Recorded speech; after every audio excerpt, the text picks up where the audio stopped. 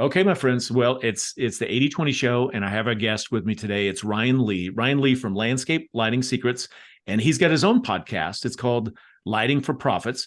And wouldn't you know, I'm going to let people guess what you actually do, Ryan. Um, Landscape lighting. It's a real secret. Yeah.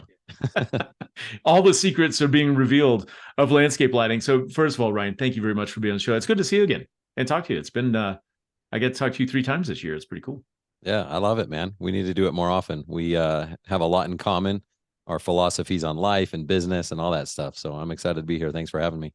Oh, you're welcome. Yeah, it's my delight. So you've got a couple things going on that you said we share some common beliefs and philosophies, and we're going to dive into those because that is the stuff that excites me, but it also leans into the 80/20 principle. It's like, what's the stuff that's really important that really, really moves the needle? And what's the stuff that you can just ignore or delete or give to somebody else to do? And you've got some really deeply insightful stuff that you do in the sales world, just in sales psychology that kind of well, it I don't get real surprised most of the time when I hear something because most good ideas have been regenerated a lot. Yep. And you shared something at our AMP mastermind about a year and a half ago, and I was like, oh damn, this is cool. So we're gonna come around to that. That's the teaser for people. Um, before we get into questions and stuff, just give us a little bit of backstory. I know you had Majestic Lighting Service in Fort Worth, Texas, and you did that for a while, sold it, and then started teaching. And Yeah. tell us, bring us kind of full circle with Ryan and your entrepreneurial career. Well, you know what? I'm going to rewind a little bit more if that's okay. Can I do Yeah, that? So I actually got my start in the entrepreneurial game without like I used to shovel walks here in Utah and like try to do anything for like 25 bucks, like if I can shovel your walk and your driveway and your sidewalk, can I get $25? So I would go do that just as a kid. And I don't know why. I just liked money. I would buy like a desk. Like my mom would be like, "You want to buy a desk at a garage sale?" I'm like, "Yeah, it's cool." Um, okay. weird stuff, right? And Yeah, then I was in college and I was getting married and I thought that I invented the window cleaning industry. I was like, you know mm, what? Like we could clean windows on people's houses. And, there's got to be a store that sells those squeegee things like at the gas station that you clean windshields with. Like, yeah, where's the store that you buy those? Because that would be so efficient. You could just scrub on one side and then squeegee the other. So this was pre-internet. I looked in the phone book and I found this cleaning store down on State Street. And I go there and I'm like, "Do you have like the squeegee thing like at the gas station, all this?" And they're like, "No, but we have this." And they show me the whole aisle of the window cleaning window industry. I'm cleaning. like, "Oh, damn, I thought I invented all this," but they had everything. So I got my start window cleaning and I thought this is so fun, like I can just go Yeah, knock doors and clean windows and it was a blast, but I really had no mentorship. I had no idea what I was doing. I did it. I made enough money to get married that after at the end of that summer. And hmm, then it kind of just like piddled out. I went back to school and got a marketing degree, got an MBA. And one day my brother was talking to me. I actually inspired him to start a window cleaning company because of that experience. And but he was talking to me about these landscape lighting jobs that he had done, and he had discovered Christmas lights and now landscape lighting, and he told me about these $4,000 landscape lighting jobs, and I was like, "What the heck is landscape lighting? Like, I don't even know what that is, right?" And he said, "Oh, they light houses and trees and all this stuff." I'm like, "That like what kind of idiot would pay $4,000 for lighting on their house?" Like we grew up single mother, not poor, like we had a place to live, but we yeah, didn't have disposable income. And so that actually was like, man, I'd much rather sell because I was actually going to help blow up his window cleaning business. I earned my MBA. I thought I knew everything about business, of course. And I was like, "Hey, let me help you blow this company up." But he told me about these lighting jobs. So I said, "Hey, I'd rather sell a $4,000 lighting job than a $250 window cleaning job. Like, why don't yeah. we just do that?" So that's how I actually got started into landscape lighting was through the window cleaning industry. That's interesting. That's fun too. And I have to say, I'm very thankful you invented the window cleaning industry, so I You're can be a part of welcome. it. Yeah, Yeah. thanks. I think I That's invented it after you did, but I furthered along. I made like a $800 purchase that day that I'm sure was the difference between you thriving in this industry. yeah. It's the big needle mover. Yeah. Oh, that's classic and that's fun. So let's the $250 window cleaning job versus a $4,000 landscape lighting job. There are two questions I want to ask you. One is like, what are some of the highest tickets you've seen in landscape lighting versus the highest tickets you saw in window cleaning? And then what is the difference really from a sales perspective on getting a, let's just call it, 250 versus 4,000, or a $500 sale versus a $10,000 sale? What's really the difference? Yeah, there definitely are some differences. So, I would say the first thing that changes is when you go from a window cleaning, like a service based business like that, you have labor, but you don't have like a lot of materials, right? Yeah. It's nice. It's really high margin. Landscape lighting is still very high margin, but you do have about 30% that are going straight to materials. Mm-hmm. So it's not a fair statement to say that, a $500 job, or if let's say you did a $10,000 landscape lighting job, is going to be the exact same margin as a $1,000 cleaning job, but you might have a lower percentage, but the dollar amount that you can make per day is drastically larger. And so, actually, our friend Dan Plata told me, he's like, you can't deposit percentages into banks. All right.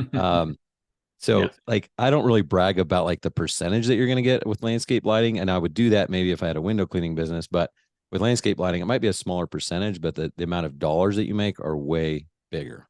Yeah. If somebody wants to get their windows cleaned versus somebody wants to get, like, they're shopping for landscape lighting, they want to have the stuff around their pool patio done and what have you. Like, is it more difficult to make a sale, even though that sale may be 10 times the dollar amount? It is. I think the lead generation is probably the one of the more difficult parts of landscape lighting. Okay. Because if you think about like just from a home standpoint, I think one of the easier services would be like HVAC. Like everybody needs heating and air conditioning. Like even if they don't have the money, they'll figure out a way to Yeah. pay for the repair, right? Window cleaning starts to become like, do I really need the windows clean? But like if you've ever had your windows clean, like absolutely, because when my windows are clean, like I'm not as depressed, it Yeah. feels good. You feel better about yourself. And same thing with lighting, like, but every house, has windows. Not every house has lighting, right? So there's a little bit less demand, but that's one of the things I love about the industry is it's kind of this little hidden gem that has these high perceived barrier to entries. And notice I said perceived barriers to entry because it's not that hard to get into, but it's cool because there are these perceived barriers that keep a lot of the riffraff out of it. Okay. Well, I'm gonna ask you about some specifics about sales and some of your sales strategy or your sales philosophy, and I'll start that with what you shared at the AMP Mastermind. I guess maybe it was 2 years ago, but we were sharing $10,000 ideas, and you stepped on stage and you talked about the price marinade. You're like, here's the price marinade, and I won't describe it. I'll let you describe it. Tell us what it is and why it matters. Like, how does it make a difference? How is it better than what everybody else is doing? I love it. Yeah, this is like one of the things I love talking about because it's the easiest thing. Like really pricing in general is the easiest lever that you can pull in your business that doesn't require spending more money or really thinking that much. Like it's just so easy. Just like raise your price. But a lot of people are like, well, I can't raise my price because this, that, and the other. So we give them tools, we give them scripts and strategies to give them that confidence. So the price marinade is this: whether it's window cleaning or landscape lighting or holiday lighting, whatever it is, like an average ticket for landscape lighting is like $8,000. So when people hear that, like there's sticker shock, and if you go present even a $5,000 quote to someone who has no idea what landscape lighting costs, they're going to have sticker shock. So in my experience, I've seen that no matter really what you're selling to people, unless they've had it before, there's a certain element of sticker shock. So I tried to figure out, I'm like, wait a minute, there's really no way to avoid sticker shock. It's going to happen at some point in the sales process. It's going to happen. So the price marinade flips it and actually gets the sticker shock over with.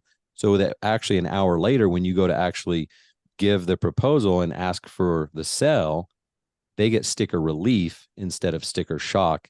And it makes closing these deals very, very easy instead of like the way I learned sales. See, I was taught to like build value, build value, build value because you don't want to scare these people off. And then once you built the value, offer the price. And I was doing that for years. But again, like you still throw out the price. Okay, your lighting's $10,000. What? $10,000? We had no idea. And like they want to like kick you out of the house, So price marinade, we inject the price to them as soon as possible in the sales process. even as soon as when they call in. The price marinate actually starts when you're pre-qualifying on the initial phone call for lead generation. You can inject your minimum job, what an average is, and just start to let that price marinate in their mind so they get used to that price. And there's definitely a way to do it without scaring people off. You still do have to throw in some value there. But man, it's awesome because you basically present a price that's higher than what your price is going to be. So in landscape lighting, if I thought the job was going to be $10,000, I might say, you know, this is a really nice house. This is not an average property. This is like a $20,000 landscape lighting job, just to let you guys know. Then they flip out. What? Are you kidding? Like, that's crazy, right? And it allows them to digest that, let it marinate, so that when you go in 45 minutes to an hour later and say, all right, here's the price, and it's only 10,000, a lot of times they'll use the words, wow, that's not bad. It's only 10,000. Yeah. Yeah. That's good. So I'll tell you a quick story. This happened maybe 4 years ago. I've got a Subaru Forester, and it found out there's a recall on the engine because after about 100,000 miles, it just loses all the oil and throws a rod. Like, that's super common in this one model. And I didn't know that until I cranked it up and drove around the corner and went, cut, cut, cut, cut, cut, cut. I'm like, whoa, this is not good. Went to the shop, and the guy's like, he told me, this is the issue, and there was a recall for this, and it's under warranty. And then he looks mine up and he's like, oh, you have a rebuilt title. Yours is not under warranty, but we can replace this engine for like $6,000. I'm like, what? Oh, you got to be kidding me. $6,000. I mean, whatever. But then, then I'm faced with pay $6,000 for a new engine, or pay what, $26,000 for a new car. He says, I'll check around. Calls back the next day and he says, hey, I found a used engine with 40,000 miles. I can have it in and done by the end of the week for 3,500. And I was like, I was high-fiving this guy. Yeah. I did not want to spend 3,500, 48 hours earlier. But by the time he found the price, and I was like, hell yeah, you just saved me, $2,500. He didn't say price marinated you. Yeah. He did. And it was classic and perfect. And he didn't do it on purpose, but I was like, well, shit, I just got sales psychology. That's so awesome. Yeah, it's so crazy. It's all about framing, and it's about perspective. Because when we don't know, like, and that's the thing, a lot of people in landscape lighting, they go give a quote to someone and they say, wow, $6,000, that's crazy. I'm going to go get all these other quotes. Then they go online and ask in the Facebook groups, what would you guys do? And they're like, next, not your client. I'm like, no, that is your client. You didn't do a proper job educating them.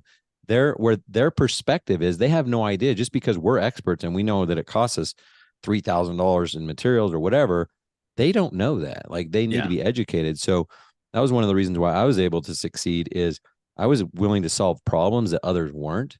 And they're just like, next, not your client. I'm like, no, like, if I'm there in front of somebody, they're my client. It's up to me to convince them. Yeah. And a lot of times too, it's not hard sales. It's not hard closing. It's just education and closing. I think Michael Bernoff made the statement. He's talking about when people say, oh, that's expensive. He's like, actually, it's the going rate. It's not expensive. It's just unexpected because you didn't know. So I'm here to teach you. And then now you make an educated decision. And that's really cool. No, I love that. One of the things that you had mentioned is that you help people increase their profits specifically by pre-qualifying clients and then closing them on the spot. So before we dive into closing them on the spot, what would you say? Like, it's like, if you know stat, great. Or if you just have a gut for it, like in something that's higher ticket, like landscape lighting, the garage floor coating is another example. It's $4,000 to $10,000. How many normally do people close on the spot, and then how many close later? They're like, oh, this is a big, it's $10,000. I'm going to follow up with them in 2 days. Let them think about it. What's normal? Yeah. And then contrast that with, what do you see when you're focusing on pre-qualification and closing on the spot? Like, what's the close ratio there? Yeah, it's an interesting discussion, because when people talk about closing rates and they're like, my closing rate's this, I don't have enough information to like 50% closing rate might be amazing. 90% might be too high. 20% might be amazing. I don't know, because like, if you're at a very highly qualified lead that's been pre-qualified, then your closing rate should be like over 90%. Like, I always close at 90%. and that's a realistic number, but I also am not going on like 10,000 leads. Yeah. I'm really weeding out. So like, again, if I'm in front of someone, like they're my client, it's up to me if they decide to move forward or not. So assuming that they're pre-qualified, it's the right person, all that, the closing rate should be very high. And what I've found is that most people are afraid to close on the spot for several reasons. Number one, they're like, well, let me double check my numbers. Let me, I'm not sure. Like with lighting, it's like, all right, what if it's like an extra 100 feet of wire? Or like, what materials am I going to use? Or, let me just double check this, or let me get a call and get a quote on something. And like, that's a problem, because when you're there with someone and you have a really good sales presentation that's dialed in, that builds value and builds emotion, you're showing them your portfolio and like, look, we could transform your normal house to like this palace at night. Like, could you imagine what it would be like to come home and have a sanctuary where you can relax and unwind? And all of a sudden they're getting like, man, this is really cool. Like, we don't even have to go on Yeah. vacation this year. And then you leave and then you email over an attachment that just has a bunch of words and letters and numbers on it. That's not sexy. That's like an expense. You're telling me I have to pay you $30,000? Whereas when you close on the spot, they get to give you $30,000 in exchange for this massive lifestyle transformation. And so closing on the spot, if you don't close on the spot, let's just say this, your chances are cut in more than half. I mean, like you'll double your sales just by closing on the spot at least. Yeah. Yeah. Interesting. So something you did, like, it's kind of embedded in your languaging, but as you were using that as an example, like, hey, you can turn this from like a house into like a palace. It's a sanctuary. And I found myself like, did you spend a lot of time crafting, or is it natural for you to you built emotion into that, and you were selling a future emotional state. You weren't selling landscape lighting, just Yeah. in that little 30-second example you used. Is that, how'd you do that? Yeah, it really is. It's you actually described it better than I could. It's we're not selling fixtures, and I'll still bring in like this little briefcase that shows them the fixtures. Mhm. Like, my goal is to differentiate myself as many ways as possible, because what if the guy I'm competing against is good at showing them the fixtures, but I'm good at building, emotional an emotional dream for them. But what if they're good at the emotional dream, but they don't show them the fixtures? Like, there's all these variables. So I try to do everything. And if I didn't close a sale, I'd go sit in my truck and write down as many things I could think of that I could have done better the next time. And so a lot of it is just over the years learning, and like every single opportunity you learn something. Mhm. But yes, like how you stated it, is like, we're not selling fixtures. We're selling a dream. We're selling really a future state of what they want. So the common benefits of landscape lighting, like if you go to like any manufacturer's website, it's like Mhm. beauty, safety, security, increased curb appeal. So like that's going to be on every landscape lighting company's brochure, and it's true, like safety. But instead of just mentioning safety, like, what does that mean? Well, that Yeah. means like when you have people over, like whether it's friends or family or neighbors, they're not going to trip on the steps. They're not going to trip on something and fall in the pool and get hurt, and potential lawsuit liability from that. Like, that's huge. Yeah. This is like protection for your property, right? It's also going to give you security. So one of the worst things that can happen is you're out of town, and let's say there's 10 houses in a cul-de-sac, and 8 of them have lights and 2 don't. Which house is more likely to get broken into? Yeah. Well, I Yeah. used to rob houses on the weekends, and I used to always go into the ones that weren't lit. Right. So that's actually a line I'll use in my sales presentation. So you're going to want to pull on all the different types of emotion. You want to bring in humor. You want to bring in the future kind of fantasy and all those types of things. But security is a real deal. And maybe they're out of town, or maybe they're out at night. But what's even worse than that is, what if you were home and your house was dark and someone broke in? Yeah. To me, that's a worst case scenario. Oh yeah. So, you start to instill these emotions. Like, how would that make you feel? Like, oh my gosh, like that would suck. Okay, well, we can help prevent that, right? But one of the things that doesn't come up, you got your, beauty, safety, security, all that. The last few years, we've been introduced to a new term, mental health. Okay. And Wow. there's it's called SAD, SAD, seasonal affective disorder. Yeah. This isn't something that I made up. This is a real deal. And it basically is that in the winter months, when it's dark, basically like 15 hours of the day, Yeah. more and more people are depressed. More and more people are abusive to themselves, to their loved ones, the people they live with. They're not happy. And it's because the lack of light. Yeah. So we can actually turn that around. We can help prevent that. So there's so many values that you can talk about that isn't about the warranty of the fixture or how it was designed or the optics or the quality of the LED. Like those things are all important, but what really people want is the safety, the security, the positive mental health state, right? Yeah. Okay. That's excellent. Because, for years, in sales field, people talk about don't sell features, sell benefits.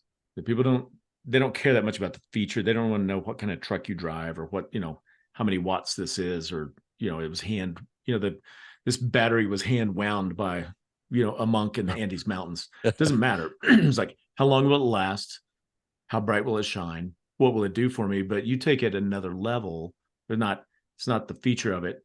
The benefit is the light, but then the benefit beyond the benefit is the emotional state that it delivers.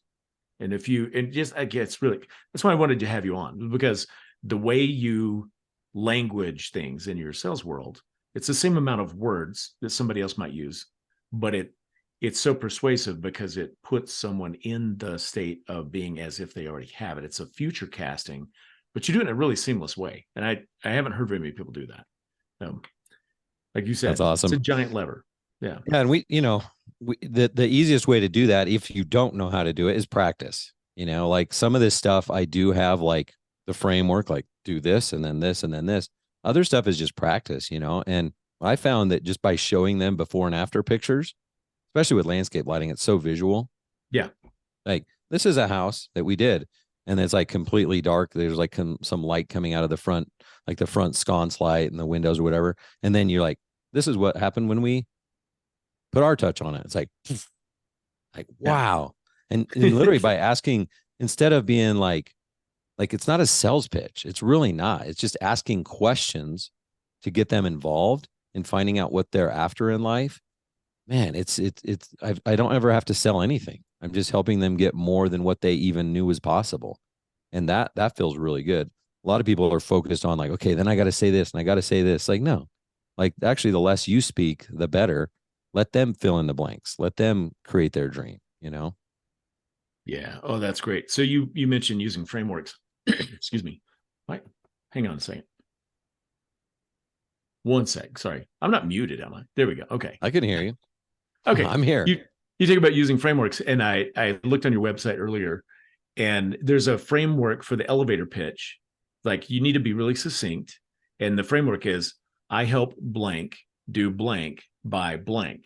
And I go to your website, it says, I help landscape lighting companies double their profits by teaching proven sales and marketing strategies. I'm like, holy cow, people teach us stuff, but I don't know very many people that actually do it. So it's crazy. Like just keep it simple. If you don't have a framework, then it's easy to like get out in the weeds. And then you're like, I'm going left. I'm going to go around this sagebrush. It's like, it's hard to get back on track. So I've learned all this from mentors.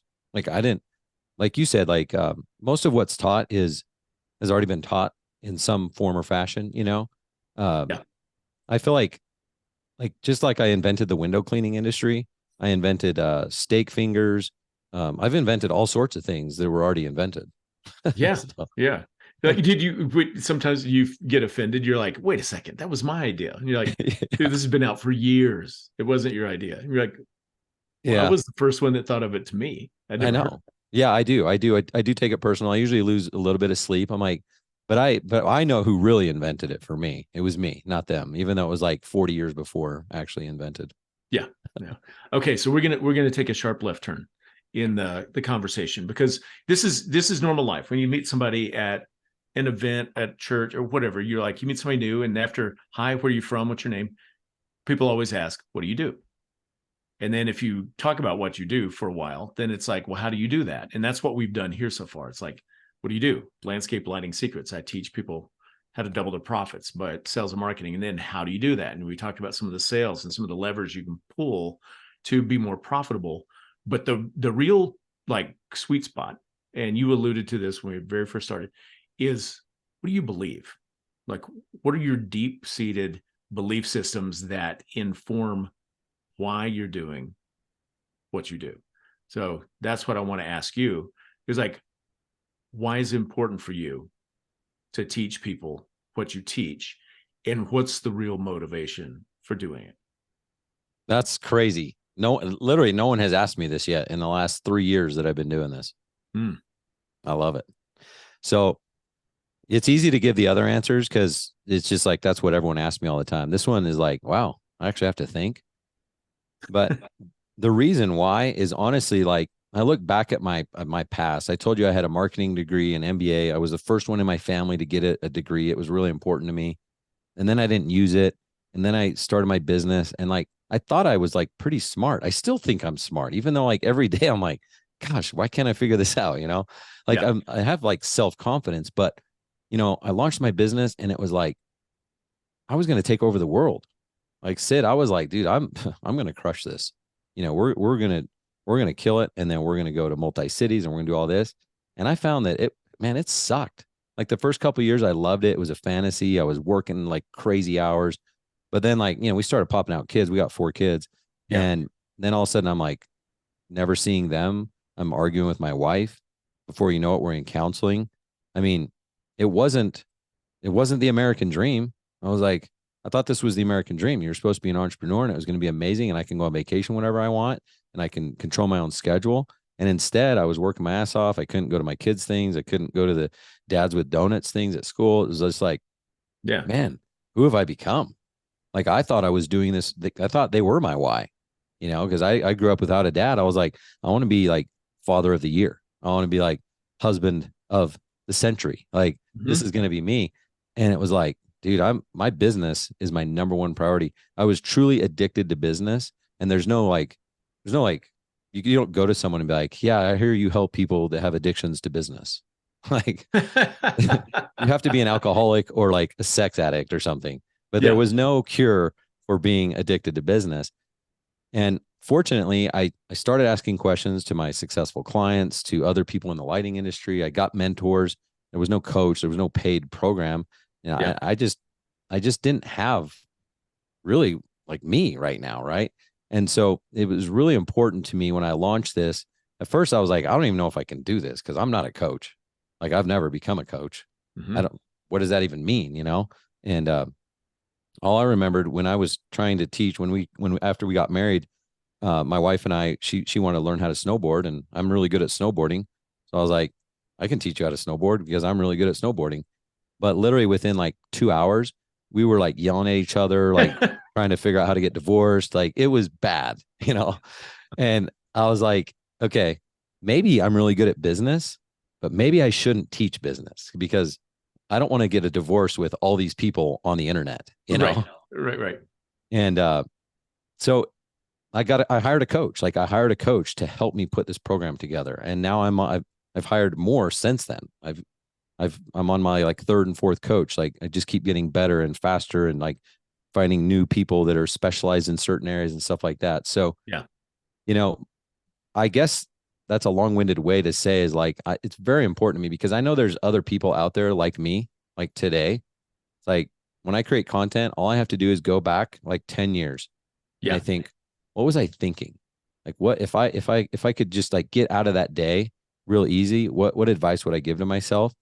And it's the weirdest thing. I don't even have words for it, but when I coach these people, it's literally healing my past.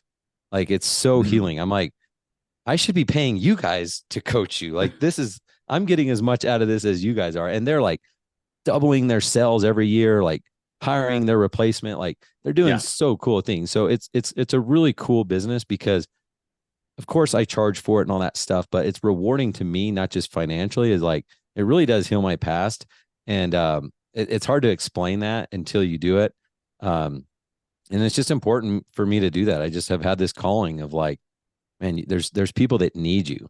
There's people that don't have to go through what you have to do. And there's a certain element of like, people do have to fall on their face and stuff. Like they're going to fail. They're still going to have issues. My program's not perfect. It's not a get rich quick scheme. They're still going to have challenges, But what we do is just like collapse time. Yeah. What took me 12 years, they can do in 2. And that's really what it comes down to. Right. Right. So within that, like, what's just like you did when we were talking about describing the lighting to the client, you didn't say this type of light, this type of lumens, this tint hue, it's going to make you safe. You said, this makes your palace your sanctuary. This is a place where you can, well, like you future dropped the emotional state of their future onto them. What is it that you're trying to deliver to your clients? What is not double my profits or this and that? Like, what's the emotional state that you want to bring your client to? Yeah.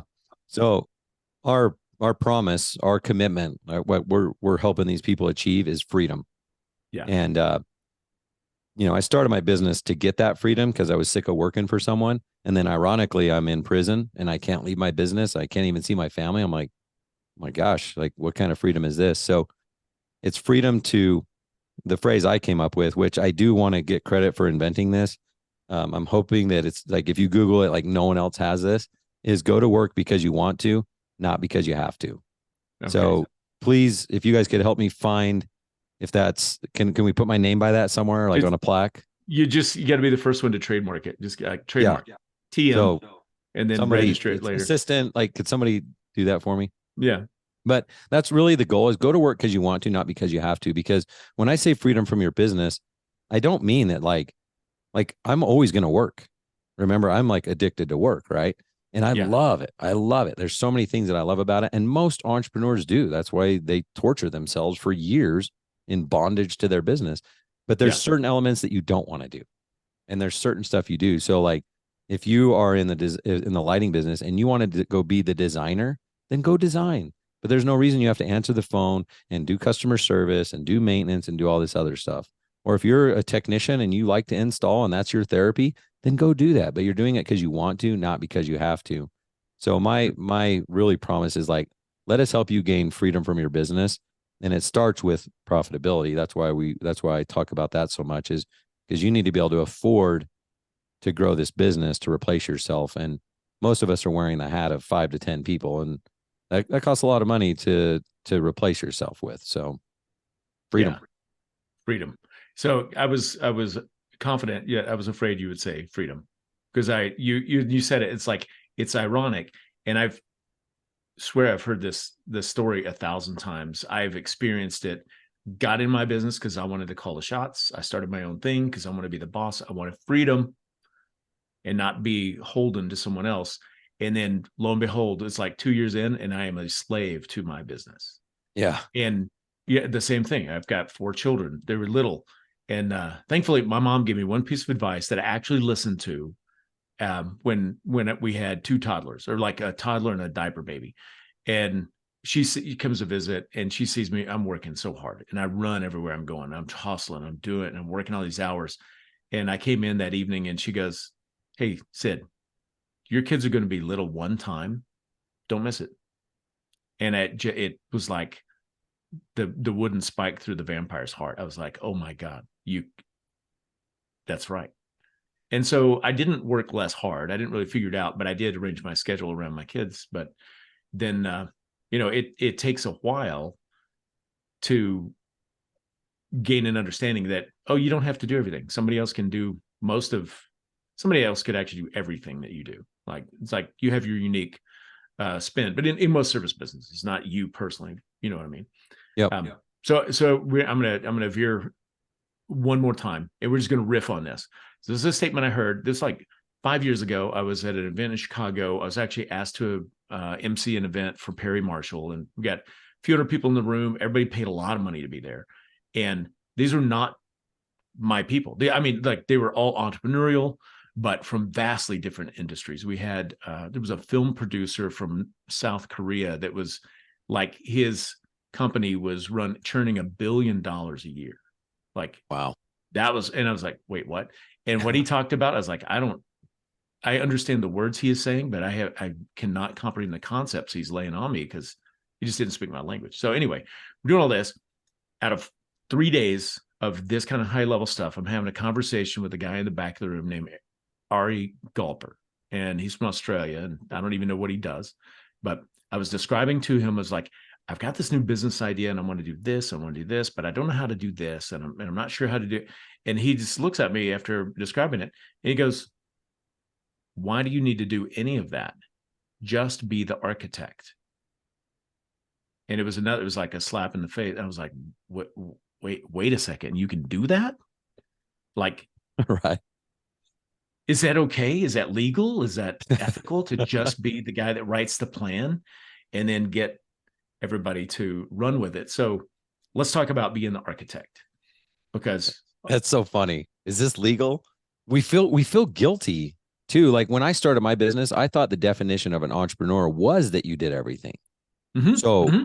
who am I to be like, like hire someone to do that? Like, does that make me better than them? Like, I'm a humble guy. I don't want to be better than somebody. So Yeah, there's all these weird beliefs that we learned somewhere along the way, about equality. There's something weird there, right? And so yeah, it was when I read the book E Myth, I was like, well, hold on. What? I loved that book because it was like, oh wait, I can be an entrepreneur. I can be a visionary and not have to be the operator guy. And that was yeah, super that was liberating for me because I was like, wait, like I'm so much better at being an entrepreneur than a manager anyway. Like I hate manager. Like I don't know how to be manager. Like, and then yeah, and there's other people I meet. I'm like, you're such a good manager. Like they're so good with people and all this. So like that's huge. Just having the understanding that not only is it legal, that you should be, if you're an entrepreneur, like you should be replacing yourself and doing those things. yeah, yeah. And I like every person has their, and strategic coach Dan Sullivan, they teaches about unique ability. Like you're really gifted at something. It's not just talented. It's like as you mentioned, a lot of people teach business and all this stuff, but only you can teach it in your voice from your perspective with your nuance. Sales and marketing, same thing. So we've all got a unique ability, but we tend to clutter our days and our time with all this other shit that anybody could do. Like, anybody can answer the phone adequately if with a little bit of training. Anyone can grab the squeegee and do a good job with a little training and a little practice. Like, you don't have to do all that stuff. You don't have to install the lights. You don't have to sell the lights. You can write the vision and let other people use their unique skills and talents to carry it out. And then suddenly you multiply everything that you dreamed of. Yeah. And I think it's important to talk about this because a lot of people will say, yeah, but I tried hiring someone to do the squeegee or to answer the phones and they sucked. And it's like, well, like you mentioned you said a little bit of training, but like what did you give them? Because Yeah. as entrepreneurs, one of our gifts is that we can improvise. Like we can just figure shit out. We also own 100% of the business. Like we have to figure stuff out. Someone who's getting paid an hourly, paycheck, like they actually don't have to figure it out. Like they're just going to do what they're going to do to collect a check. So as an entrepreneur, I think we have to facilitate and really provide an experience for someone to be successful. And I remember when I was younger in the business, I didn't do that. I would just hire them and expect them to know or to figure it out. But it's like they're not the owner.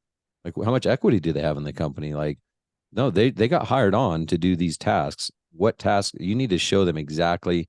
Like it's almost like teaching. If you could teach like a fifth grader to do everything, which you could, like you said, Yeah. anyone could do this stuff. If you thought it more simple and not like what because again, it kind of goes back to the pricing thing with perspective. Like we know because we've been doing it for 2 years, it's really easy for us. But a lot of times you forget what you were like 2 years ago. It might have been complicated for you to hook up a squeegee or change out the rubber or whatever. But Yeah. it's easy for you now, but you don't remember like day one, you were fumbling around like crazy. You were Oh, putting yeah. it on backwards or whatever. Right. Right.